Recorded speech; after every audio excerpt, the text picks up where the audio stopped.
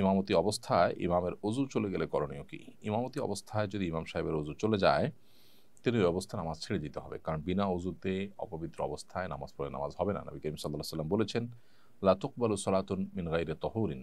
পবিত্রতা অর্জন করা ছাড়া নামাজ পড়লে সে নামাজ হবে না কবুল আল্লাহ সুবহানাহু ওয়া তাআলার কাছে। সো ইমামতি অবস্থায় যদি অজু ছুটে যায়, আপনি সে অবস্থায় নামাজ ছেড়ে চলে যাবেন এবং আপনার জায়গায় অন্য কোনো ব্যক্তি যিনি পিছনে আছেন তাকে আপনি রেখে যাবেন। অর্থাৎ পেছন থেকে তার হাত ধরে টেনে ইমামতিতে দিবেন।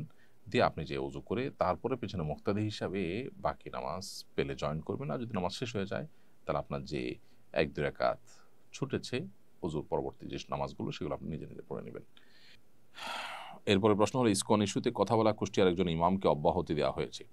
যদিও চাপের মুখে পরে ইমামকে পুনর্বহাল করা হয়। বিষয়টা সম্পর্কে আপনার মন্তব্য কামনা করছি। খুবই দুর্ভাগ্যজনক। একটি প্রতিষ্ঠান, একটি সংগঠন তারা তাদের উগ্রতার পরিচয় ইতোমধ্যে বারবার দিয়েছে। বিভিন্ন সময় অস্ত্রসহ ধরপাকড় হয়েছে এবং তাদের যে উগ্র আচরণ সেটা দিন দুপুরে মানুষ হত্যা করেও সেটা তারা প্রমাণ দিয়েছে, জানান দিয়েছে। এরপর একটা সভ্য সমাজে এইরকম কোনো প্রতিষ্ঠানের কোনো কর্মকাণ্ড চলতে আসলে পারে না। তাদের ব্যাপারে আ করণীয় ঠিক করা, পদক্ষেপ গ্রহণ করা এগুলো আমাদের আশু কর্তব্যের মধ্য থেকে একটি বলে আমরা মনে করি। সো সরকারের উচিত তাদেরকে নিষিদ্ধ করা এবং নিষিদ্ধ করার আওতায় নিয়ে আসা। তাদেরকে যদি নিষিদ্ধ করা না হয় তাহলে সকল সন্ত্রাসের সংগঠনই কাজ করবার অধিকার রাখে। ব্যাপারটা এরকম। তাদের উপর বিস্তারিত প্রতিবেদন, তদন্ত ইত্যাদি করে প্রয়োজনে তাদেরকে নিষিদ্ধ করা এবং আরও যে সমস্ত পদক্ষেপ নেওয়া যেতে পারে সেগুলো নেওয়াটা খুবই গুরুত্বপূর্ণ আমরা মনে করি। এদেশে সাম্প্রদায়িক সম্প্রীতি নষ্টের ক্ষেত্রে তারা অনেক বেশি ভূমিকা পালন করছে। সাধারণ হিন্দু ভাইরা তারা মুসলমানদের সাথে এখানে মিলেমিশে একাকার হয়ে আছে, একসাথে বসবাস করছে। তারা এখানে অর্থাৎ ইসকন এসে এখানে ঘোলা পানিতে মাছ শিকার করার চেষ্টা করছে এবং এদেশের সাম্প্রদায়িক সম্প্রীতি নষ্টের জন্য নানা রকমের উস্কানি তারা অনবরত দিয়ে যাচ্ছে। সজীব ইসলাম জয় লিখেছেন, অজু ছাড়া দুরূদ পাঠ করা যাবে কিনা? হ্যাঁ, অজু ছাড়া দুরূদ পাঠ করতে পারবেন। দুরূদ পাঠের জন্য অজু থাকা শর্ত নয়। তবে হ্যাঁ, পবিত্র অবস্থায় থাকতে পারলে সেটা অবশ্যই ভালো সবসময়।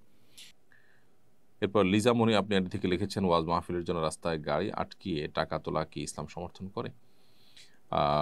টাকা তোলার জন্য গাড়ি আটকানো, গতিপথ থামানো, একরকম জোর করে বা লজ্জায় ফেলে মানুষের কাছ থেকে রশি দিয়ে রাস্তা আটকিয়ে তারপরে টাকা নেওয়াটা জায়েজ নয়। আর এমন কোনো উপায়েও মাহফিলের জন্য টাকা তোলা উচিত নয় যেটা অসম্মানজনক। মাহফিল এটা এমন কোনো বিষয় নয় আজকের বাস্তবতায় যেটা না হলে দিন অনেক বেশি ক্ষতিগ্রস্ত হয়ে যাবে পার্টিকুলার মাহফিল না হলে। তো সেটার জন্য আপনি এমন কোনো অবলম্বন করলেন যাতে দিন এবং দিনদার মানুষরা অপমানিত হয়। তাহলে সেক্ষেত্রে ভালো কাজ করতে গিয়ে আপনি আরও খারাপ কাজ করলেন। এটা আমাদের করা উচিত নয়। সম্মানজনকভাবে যতটুকু আমরা পারি ততটুকুই করব। আর সেটা যদি না পারি তাহলে সেক্ষেত্রে আল্লাহ তাআলা আমাকে ওয়াজিব বা ফরজ করেননি।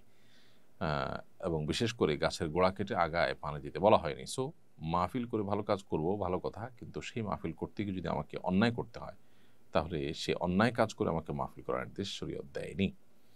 রোমানা ইসলাম জাহ্নবী আইডি থেকে আপনি লিখেছেন, কোরআন ছুঁয়ে ওয়াদা করার পর তা ভঙ্গ করতে হলে করণীয় কি?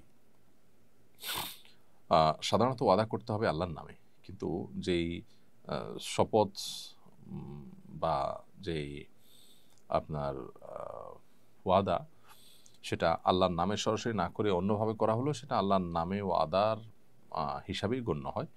সেটাও শপথ হিসাবে শরিয়ার দৃষ্টিকোণ থেকেই শপথ হিসাবে গণ্য হয়। সেরকম শপথ যদি আপনি ভঙ্গ করেন তাহলে সেক্ষেত্রে শপথের কাফারা দিয়ে দিবেন। অর্থাৎ ১০ জন মিসকিনকে খাদ্য দিবেন অথবা নিজে ৩টি রোজা রাখবেন। ইনশাআল্লাহ এতে আপনার শপথ ভঙ্গের কাফারা আদায় করা হবে।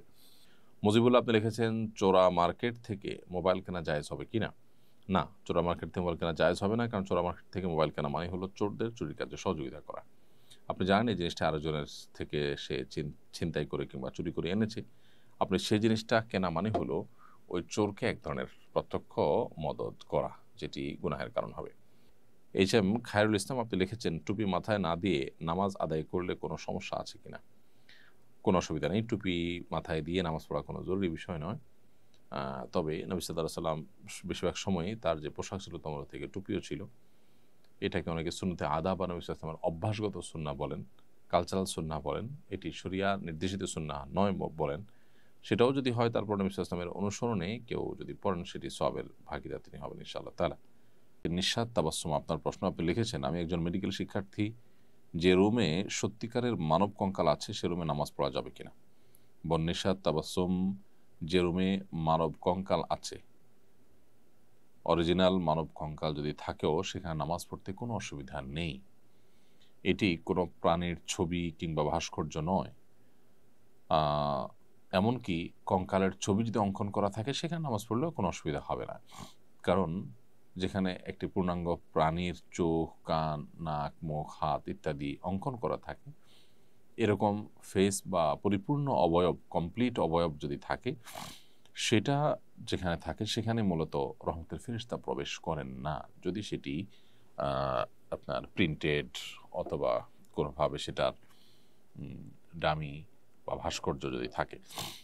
অতএব মানব কঙ্কাল অরিজিনালটা থাকুক কিংবা ছবি অঙ্কন করা থাকুক, সেখানে নামাজ পড়তে কোনো অসুবিধা নেই। তবে হ্যাঁ, এমন কোনো জায়গায় স্থাপন করা উচিত না যেখানে আসলে নামাজি ব্যক্তির চোখের সামনে দৃষ্টির সীমানায় পড়বে এবং তার মনোযোগকে নষ্ট করতে পারে, সেটি ভিন্ন বিষয়। তবে এরকম মানব কঙ্কাল কোথাও থাকলে সেখানে নামাজ পড়া যাবে, কোনো অসুবিধা নেই।